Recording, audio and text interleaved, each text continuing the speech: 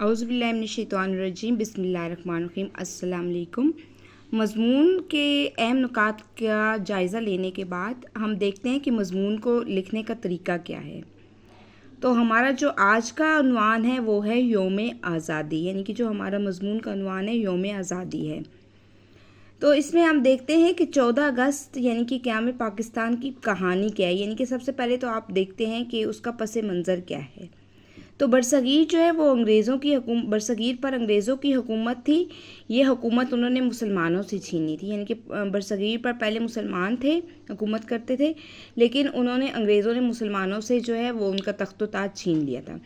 اس لیے مسلمانوں کو اپنا دشمن سمجھتے تھے۔ وہ جو انگریز تھے مسلمانوں کو اپنا دشمن سمجھتے تھے اور انہیں ذلیل اور رسوا کرنے کا کوئی موقع جو تھا وہ ہاتھ سے نہ جانے دیتے تھے۔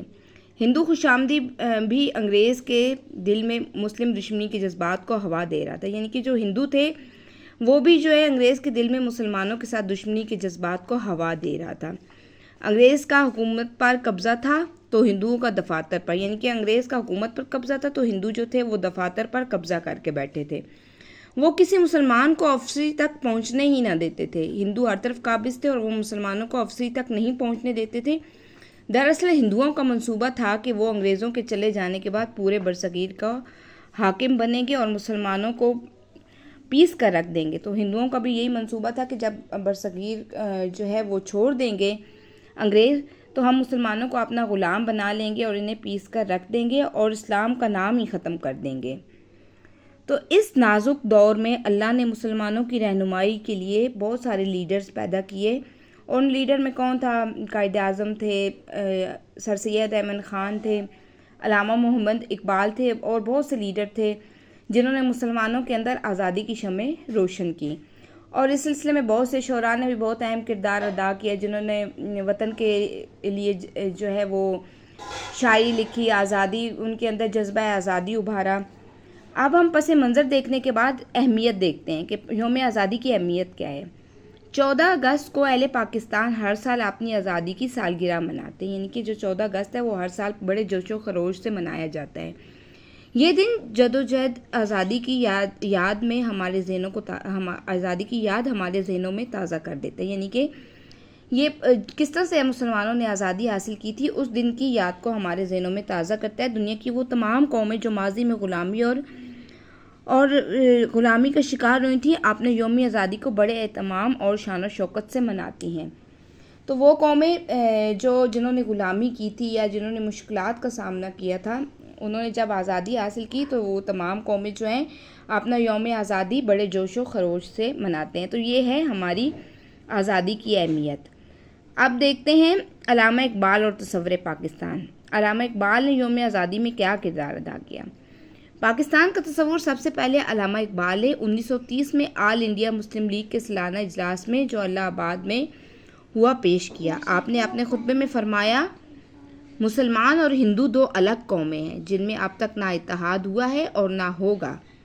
اس لیے برصغیر میں رہنے والی قوموں کا سیاسی حل یہی ہے کہ ہندوستان کی جن خطوں میں مسلمانوں کی اکثریت ہے ان کی ریاست قائم کر دی جائے۔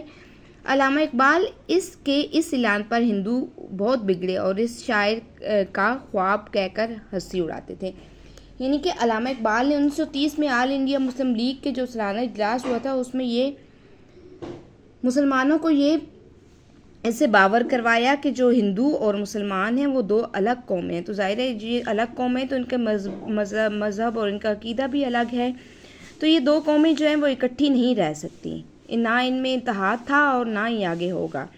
اس لیے اس کا یہی حل ہے کہ برصغیر کو دو حصوں میں تقسیم کیا جائے اور جہاں مسلمان زیادہ ہیں وہاں مسلمانوں کو وہ حصہ جو ہے وہ خطے جو ہے مسلمانوں کو دے دیے جائیں اور جہاں ہندو زیادہ ہیں وہ ان کو دے دیے جائیں۔ تو اس علامہ اقبال کا جو یہ اعلان تھا اس پر ہندو جو تھے وہ بگڑ گئے تھے اور وہ مذاق اڑاتے تھے علامہ اقبال کا کہ یہ ایک شاعر ہیں اور ان کا شاعر کا یہ خواب ہے، اس میں ہنسی مذاق میں ٹال دیتے تھے۔ اب یوم آزادی میں قائد اعظم جو تھے ان کا کیا کردار ہے وہ دیکھتے ہیں۔ انگریزوں اور ہندوؤں کے ریشہ دوانیوں میں کا مقابلہ کرنے کے لیے مسلمان رہنما جو تھے 1906 میں ڈھاکہ میں مسلم لیگ کی بنیاد رکھی، یعنی کہ جو انگریزوں اور ہندوؤں کی جو سازش تھی اس سازش کا مقابلہ کرنے کے لیے مسلمان رہنماؤں نے 1906 میں ڈھاکہ میں مسلم لیگ کی بنیاد رکھی اور قائد اعظم کی ولولہ انگیز قیادت سے ملنے کے بعد مسلم لیگ میں جان آ گئی۔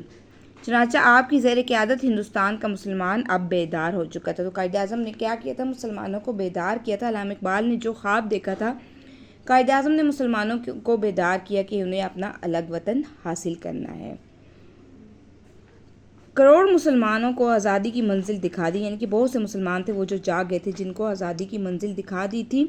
قائد اعظم کی قیادت نے برصغیر کے 10 کروڑ مسلمانوں کو آزادی کی منزل دکھا دی، یعنی کہ 10 کروڑ مسلمان ساتھ ساتھ بیدار ہو گئے کہ انہوں نے آزادی حاصل کرنی ہے۔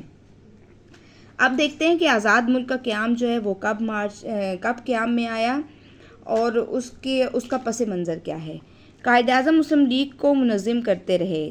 23 مارچ 1940 وہ تاریخ ساز دن ہے جس میں برصغیر کے مسلمانوں نے قائد اعظم کی زیر صدارت لاہور کے منٹو پارک میں پاکستان کا مطالبہ کیا، یعنی کہ قائد اعظم کی زیر صدارت جو برصغیر کے مسلمان تھے انہوں نے 23 مارچ 1940 میں منٹو پارک میں جو ہے پاکستان کا مطالبہ کیا تھا۔ پاکستان کا مطالبہ کیا۔ حقیقت یہ ہے کہ پوری قوم نے قائد اعظم کی ولولہ انگیز قیادت میں اپنی منزل کو پا بھی لیا، یعنی کہ انہوں نے وطن حاصل کر لیا۔ اور ان کا نعرہ کیا تھا؟ لے کے رہیں گے پاکستان، بن کے رہے گا پاکستان کے نعرے ہر طرف گونجنے لگے۔ انگریزوں اور ہندوؤں نے مجبور ہو کر قیام پاکستان کو منظور کیا۔ آخرکار 14 اگست 1947 کو دنیا کے نقشے پر جو ہے ایک اسلامی ریاست پاکستان مرز وجود میں آیا۔ تو یہ تھا آزاد ملک کا قیام۔ اب دیکھتے ہیں اگلا پوائنٹ، قیام پاکستان کا مقصد کیا تھا؟ قیام پاکستان کا مقصد یہی تھا کہ برصغیر کے اندر مسلمانوں کا ایک الگ وطن ہو جس میں کتاب و سنت کے مطابق حکومت قائم ہو۔ مسلمان اپنی انفرادی اور اجتماعی زندگی کو اسلامی تعلیمات کے مطابق ڈھال سکیں اور اپنی تہذیب و تمدن کا بہتر طور پر تحفظ کر سکتے ہیں، ہمارے معاشی مسائل بہتر طور پر حل کر سکیں۔ تو یہی پاکستان کا مقصد تھا کہ وہ الگ وطن ہو جہاں وہ قرآن و سنت کے مطابق اپنی زندگی بسر کر سکیں اور اپنے تہذیب و تمدن کی مطابق زندگی بسر کر سکیں۔ تو آپ دیکھتے ہیں کہ یوم آزادی کی خوشیاں منانا ہم لوگ کیا کرتے ہیں؟ ہماری قوم یہ دن شان و شوکت سے مناتی ہے۔ یہ ملک جو ہے ملک کے گوشے گوشے میں جلسے، بازاروں اور گلیوں کو دلہن کی طرح سجایا جاتا ہے۔ مرد، عورتیں، بوڑھے، بچے سب جوش و خروش سے بھرے نوجوان سائیکلوں، کاروں، ٹرکوں اور بسوں میں سوار ہو کر جلسوں میں شریک ہوتے ہیں۔ شہروں میں رات کو سرکاری اور نجی جو عمارتیں ہیں ان پر چراغاں کیا جاتا ہے۔ ریڈیو ٹی وی پر رنگا رنگ پروگرام، آتش بازی، قومی رہنما جو اپنی تقریروں میں نئی نسل کو مقاصد پاکستان سے آگاہ کرنے میں مصروف ہوتے ہیں۔ شہیدوں کو یاد کر کے وطن کی پاسبانی کا عہد جو ہے وہ ملتا ہے۔ تو یہ تھا ہمارا یوم آزادی۔ اس میں آپ کو بتا دیا گیا ہے کہ آغاز آپ نے کس طرح سے کرنا ہے اور اختتام کس طرح سے کرنا ہے، یعنی کہ اس کا پس منظر بیان کرنا ہے، اس کی اہمیت کیا ہے اس کو بیان کرنا ہے، انہوں نے اس کے پیچھے کن کن رہنماؤں نے اہم کردار ادا کیا۔ تو ہم نے اس مضمون میں علامہ اقبال اور قائد اعظم کو مد نظر رکھا ہے، اور باقی بہت سے دیگر رہنما تھے، سر سید احمد خان، لیاقت علی خان، دیگر شعراء تھے اور جنہوں نے اس میں بہت اہم کردار ادا کیا تھا۔ اور اس میں پھر آپ نے بتایا کہ اس کو یوم آزادی میں قیام پاکستان کا مقصد کیا تھا، یعنی کہ یوم آزادی کیوں بنایا جاتا ہے، اور پھر آخر میں جب ہم نے پاکستان حاصل کر لیا تو اب ہمارے لیے یہ پاکستان کا حاصل کرنا جو ہے وہ کس درجہ اہمیت رکھتا ہے۔ تو یہ ہمیں یہ دن نہیں بھولنا چاہیے، کیونکہ ہمارے آباء و اجداد نے بہت ساری قربانیاں حاصل کر کے یہ وطن حاصل کیا تھا۔